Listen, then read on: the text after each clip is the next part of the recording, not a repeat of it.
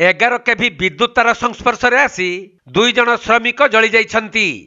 एपरी अघटन घटी ढेंकानाल जिला तुमुसिंगा थाना अंतर्गत आलुओ झरण गाँव में मिलिथिबा सूचना अनुसार कामाख्यानगर थाना खोक्सा गाँव जगा मल्लिक और बाबू मल्लिक उभय आलुओ झरण गाँव नारायण साहू घर छात पर रोड बांधुथिले। तेबे कौनसी कारणवशतः 2 जन श्रमिक छात उपर दे जाइथिबा 11 केवी विद्युत तार संस्पर्श में आसी जिबारु उभयंक शरीरर प्राय अर्धेक अंश पुड़ी जाइथिला। तेणु स्थानीय लोकंक सहायतार उभयंकु प्रथमे कामाख्यानगर मेडिकल रे भर्ती करा जाइथिला।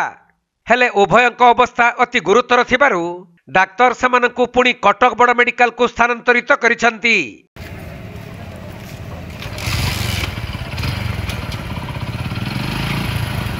ढेंकानाल जिल्लारू असीम अमिताभ शतपथी रिपोर्ट, कोणार्क लाइव।